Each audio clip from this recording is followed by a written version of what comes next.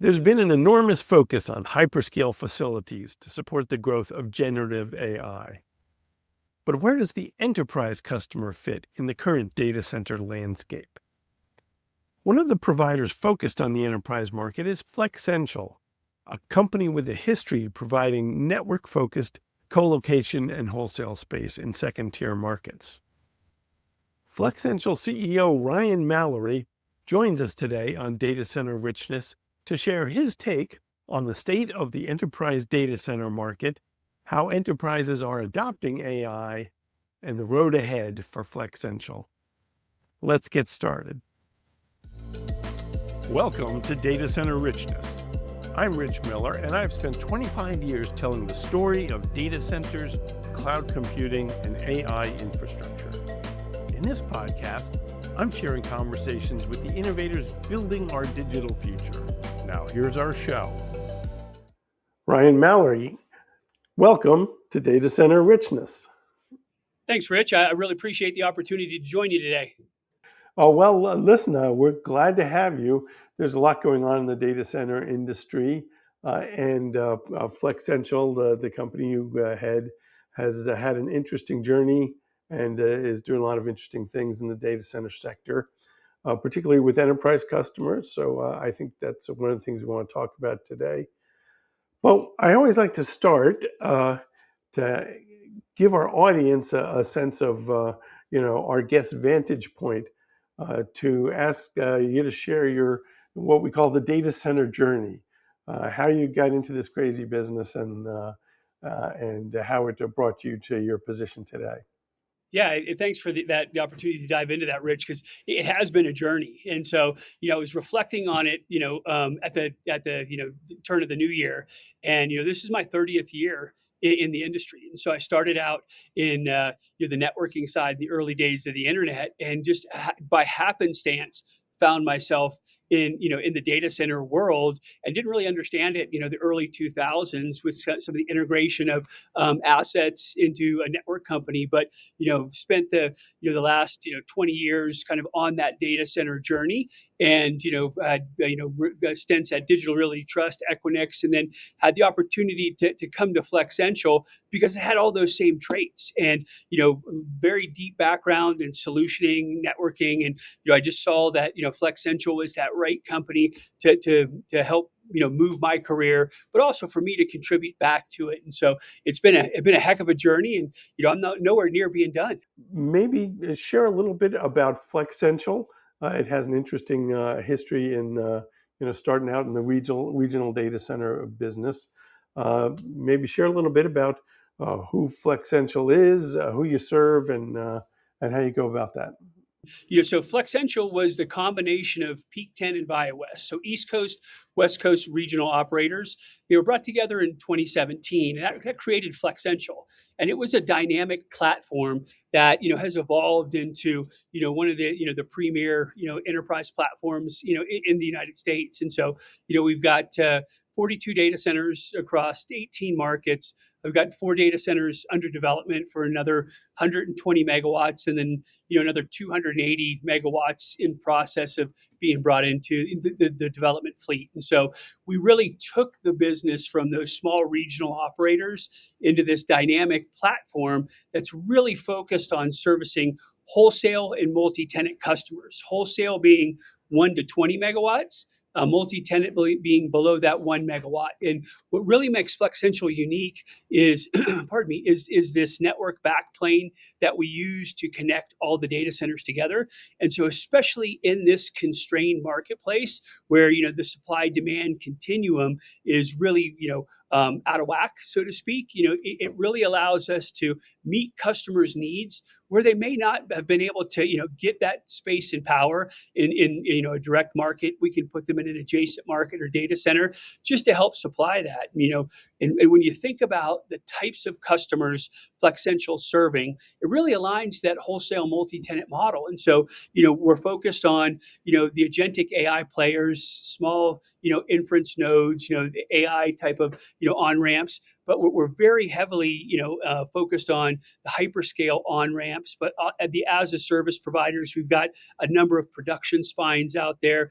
But we're never going to lose track of the enterprise. So we've got a very strong vertical focus on healthcare, the financial markets, logistics, manufacturing, and then the as a service tech companies. So think about that as the chip manufacturers and everybody else. And so we think we've got a very unique niche out in the marketplace, and we're going to just continue to focus on that while letting others go out and chase those multi-hundred megawatt or gigawatt campuses. That's just not who we are and who we want to be. We're going to stay focused and true to just being able to execute like we always have, and just continuing to knock it out of the park.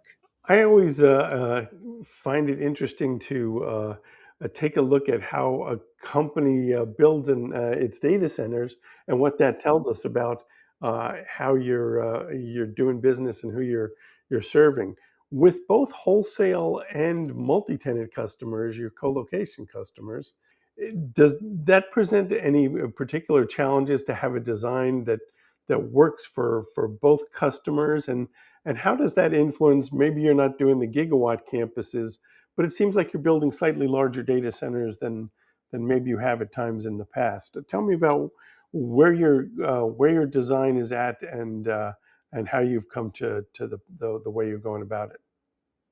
Mean, when you think about the data center design, there's been a lot of evolution over the last 5 years. And so the one thing that I take a great pride in here at Flexential is, our discipline and execution. And so, we stay very true to the 18 to 36 megawatt type data center. And, we're very, very focused on being able to deliver 3 kW cabinets up to 400 kW cabinets. And usually when I talk to people about that, they're like, well, that's a huge span, and it is.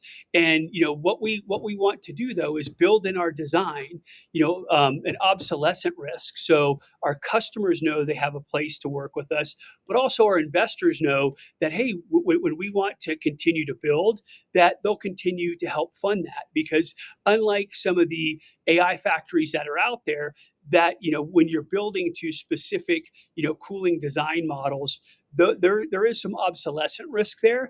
We're highly focused, like I said earlier, on that wholesale multi-tenant, and so having that flexibility with this model just gives us a lot of protection and comfort that regardless of what happens from an industry trend, we'll be able to support the customers out there. You mentioned that the sort of breadth of cooling density that you support is pretty wide.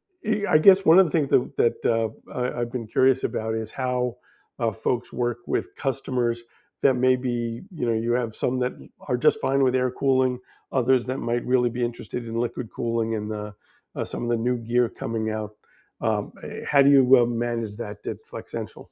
Yeah, it's all about the planning with the customer and making sure we understand their design, because very rarely does a customer come out and say, hey, everything just needs to be liquid cooled, because you have high density racks that need that liquid when they get above 50 kW per rack air cooled, but they're going to have networking equipment, they're going to have some storage and some other CPU based infrastructure in there. So it's good to have that mix in your design. We look at this. We've got chilled liquid loop that runs through the buildings, and they're pre-tapped 4 and 6 inches. We can go bigger if that's the requirement for the customer. But really, what we start to look at and say, hey, what is your CDU design? Do you have something that you want to bring in that's external? Are you riding sidecars? What do you need this to look like from liquid to chick, liquid to rack, or even immersion? We've done all three at scale, but having that background and understanding just allows us that flexibility. And there are no two deployments that are exactly alike, because with the evolution of the chips that we've seen coming out of NVIDIA and AMD and others, it's a rapid progression. And so you have to stay flexible. And we just look at this from a design perspective to say, hey, what does the customer need? What are they trying to accomplish? And then how are we able to meet those requirements without just, again, having an obsolescent risk to the facility? There's been a really sort of an enormous focus on these large hyperscale facilities in the industry, both in terms of a lot of operators are building for that model, and also a lot of the investment seems to be targeting these kind of facilities. As someone who's working with enterprise customers, where does the enterprise customer fit in the current landscape, and what's the key to trying to work with them as well as maybe some of these folks who have larger scale networks? Yeah, and first off, those big deployments are awesome. They're helping to drive the data gravity around AI, and they're needed for the large training models and language models that are being developed. And so I'm not knocking them, but there is the need for both. Those big sites as well as kind of these multi-tenant wholesale facilities. And it's important not to forget that we saw this exact play happen, 2015 to 17 when the public cloud came on the scene. You started to see, this local aggregation, big data centers, that were being built out in, rural areas, and then the kind of the pivot back to, hey, the larger edge. We're seeing that right now, and so the enterprise, with the right guidance, can help understand that, because they're just starting to pick up on agentic, AI, and some of the capabilities around how do you interact with a small language model, so something that's private based, and what does the data look like coming out of that. And it's important not to forget that it's a CPU GPU mix, and all that data is going to come back into that multi-tenant model that's latency sensitive, and it's also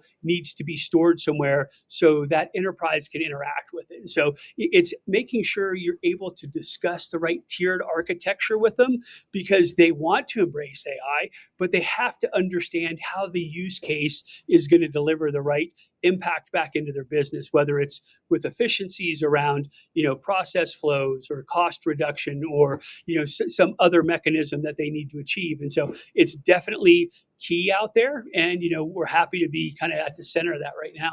I'm curious. I was interested that you mentioned the cloud transition.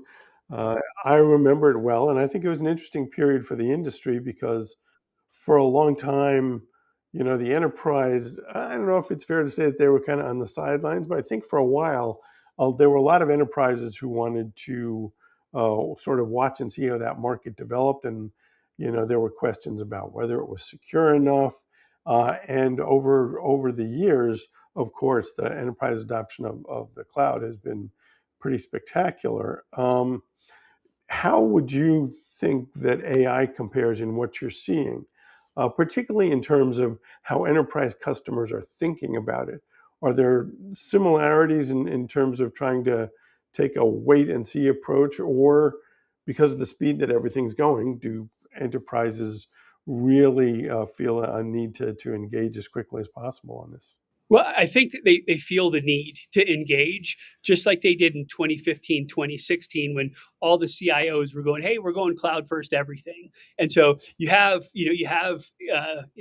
companies that are like, hey, we need AI everything. And it's like, okay, let's slow down and make sure that we start with making sure the data is secure, and you understand how that model will be trained, and then where your data resides. And so it's no different than when you need to upload your infrastructure or your data into a public cloud type model. It's the same thing with AI. You just have to know and understand, hey, what are the parameters of what and how your data will be interacted with, how it will be trained, then where will it be stored, and then how do you interact with that post small language model creation, interaction. And so the exact similarities to the public cloud, but they're also, I think, a little bit more forward leaning right now, because they've seen this build and this rush, but they're also seeing the real world applications where I don't know that a lot of people understood the public cloud concept. It took a couple years to embrace. We're definitely in the throes of AI right now, and we see the enterprise leaning in pretty heavy to say, hey, how do I participate and get efficiencies out of using this model? There's a lot of questions around AI. Clearly, there's some cool, fun consumer things that folks are doing with it, uh, but maybe more questions about enterprise adoption, what that's going to look like. From your vantage point, What's your sense of how enterprises are starting to use this? What are the use cases that are really resonating, and where AI is really gaining traction in the enterprise? We see it across a couple parameters inside the enterprise. We see it most predominantly with enterprise, organizations go to market business because they're able to use some of the tools to help with predictive analytics, selling models, call centers, those types of things. But that's not the only place. We also see it in the application, data sorting for large files. DocuSign has a very forward-leaning capability there where you can use AI to help sort and store documents.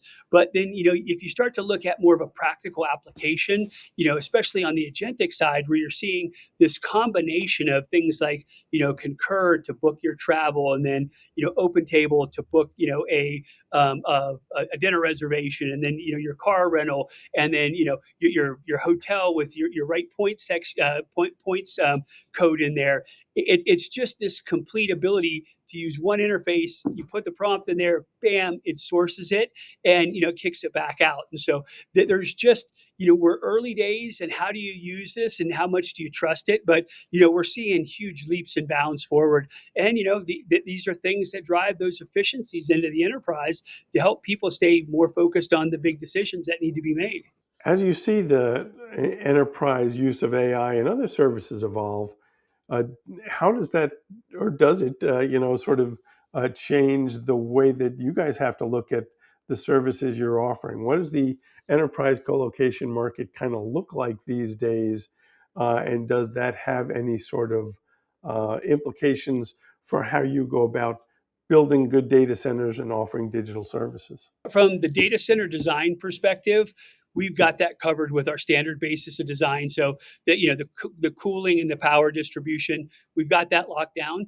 Pardon me. What we've seen though is a really big increase in the amount of bandwidth capacity that they need. And so when we operate and manage our own backbone, we've seen the need to do some pretty significant upgrades on the core. 400 gig is mandatory just based on the file sharing loads that are going back and forth.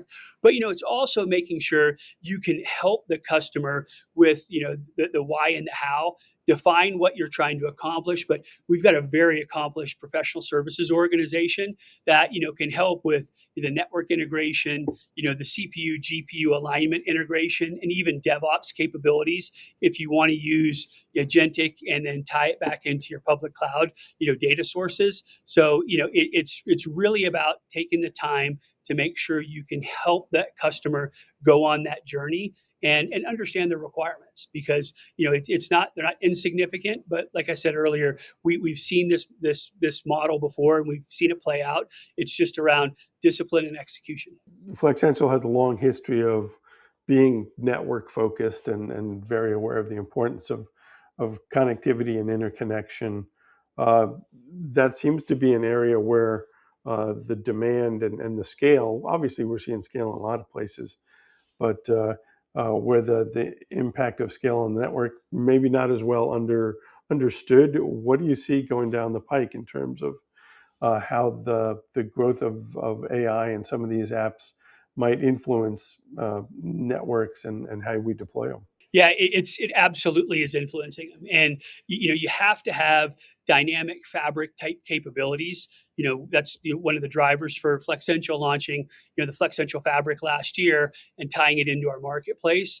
For AI, especially agentic capabilities to work appropriately, you've got to have the ability to dynamically tie into these other data sources and processing capabilities. Like I said, with Concur, DocuSign, etc. So dynamic layer 2 connectivity that can burst is really important, but also that large scale core and access to the public internet. People need to have the ability to run via VPN based data sources back and forth. And so it's really kind of that threefold model. It's the fabric, it's the public internet, and it's high capacity core infrastructure that allow you to be able to meet those requirements. And so it's been a boom, with incredible growth on leaf and spine type technologies. And it hasn't even peaked yet. And we're seeing 400, 800 multi-terabit, leaf spine architectures out there. And so it's going to be super interesting over the next, 2 to 3 years, how all of this evolves. You've mentioned a few times how your customers are using different kinds of software. Um, how does the software development factor into what Flexential does, and is AI making its way? How are you guys looking at the usefulness of AI in terms of how you manage your business and your customers? Yeah, I mean, it's embedded just about everywhere, and so internally, we have to make sure that anytime we spin a new tool up, we understand the AI capabilities, where it's pulling and scraping data from, but it's absolutely, making it easier and the use of software and our application stack more dynamic. Understanding that has also then allowed us to translate that into customers and say, hey, do you understand how to connect into this application and how to enable AI and how your data flows are going to work? And a lot of times it's, hey, where is your data going to sit? Who's going to have access to it? And then where is the output going to reside? And so it's very similar to I think some of the growing pains, going back to that public cloud example, when we were all trying to understand, hey, how do these security keys get transmitted, whether it's layer 2, layer 3, and then who has access to it? So a lot of similarities, but it's more data interaction with third party GPUs that are out there. And so that's all about, hey, how do we help the customers understand that? Where does that SaaS provider's software sit, and then who can have access to it, so they're not training a public model. Flexential, as you mentioned during your introduction, originally came together from a combination of Peak 10, Via West, a couple of experienced regional providers. The company has a long history working with the customers in second tier regional kind of markets. Geography is one of the things that has really been changing a lot in the data center industry over the past couple of years, largely because of folks having to look in different places to find the power they need to support their campuses. I wonder what's your take on how the geography of Flexential's footprint is evolving. Has that changed at all? And what's your North Star in terms of how you think about where you go and what markets you want to operate in? We've got a lot of focus in key markets. We're in 18 today, but I would say there's the 8 that really stand out when we look at where has the data gravity moved since 2020. Hillsboro, we've got a lot of capabilities there. Salt Lake, Phoenix, Denver, Dallas, Nashville, Charlotte, Atlanta. Those 8 are where we see just a lot of centrifugal force around data gravity. There's been a lot of movement into net new markets, in the South, Louisiana, Mississippi, or up into the Dakotas. That's just not where we play, because again, that edge type model that we're focused on has some latency sensitive requirements. We always want to be in kind of that urban edge fringe area. But candidly, our footprint, Rich, is just we have a lot easier time getting power than somebody who's looking for hundreds of megawatts, because 36 megawatt site takes 54 megawatts of utility load with a 1.5 PUE design model. It's easier for the utilities to service and meet that, and we don't need the power all at once. And so, are we always looking at new markets? Absolutely. And the other 10 markets outside the 8 I mentioned, we're highly focused on those, but they're more opportunistic. We've just seen that strong growth because we always want to be, a market leader in enterprise and technology use cases for that multi-tenant customer in our markets, and that's why we're staying a lot, right down that fairway of those markets I just laid out. One of the things that comes up a lot with geography and service delivery is the rise of inference for AI. There's been a lot of talk about training, a lot of infrastructure built to support the training of AI models, but the actual inference of delivering the the chatbot prompts, for example, but the where the AI really delivers answers and services. And there's been some, some different opinions about where we're going to see that the demand for infrastructure to support inference. Some folks think, sure, it's okay to serve it from a giant campus. Other folks think you have to, like, have modular data centers. You've got an interesting sort of edge business play. What's your sense of where inference going, and how are you thinking about that? We see it kind of straddling between the two, and I think it depends on who you're talking to. Some of the neo clouds are seeing and hyperscalers are seeing their inference models, jump to that 50 to 100 megawatt type deployments. I would say that's a little bigger than the edge type model that's out there, regardless of who the provider is. And so we see kind of this mix of, hey, there's a need and a requirement for latency applications for inference, closer on that edge model. But we're also seeing this pretty big surge of these newer AI agent type inference models that are coming out there that require kind of this 5 to 15 megawatt type deployment, and they've got a lot of support by the chip manufacturers, and so it allows people to get a little bit more comfortable with some of these newer startups with the support of some of these chip manufacturers that are out there. And so it's going to be kind of an and but it's going to be either or for a while, I think, in terms of do these get served out of these bigger sites, or are they fit for companies like Flexential in these edge markets. I wanted to sort of take a look ahead and sort of talk about the road ahead for Flexential. But first, I thought maybe I'd be interested to hear about what the last year or so has been like for you. Obviously, Flexential, you guys had a leadership transition. Chris Downey had been running the company for a long time, helped put together the merger back in the day. Uh, what's the sort of a process been like for you to sit in the big chair and step into a leadership role at Flexential at a time where so much is happening?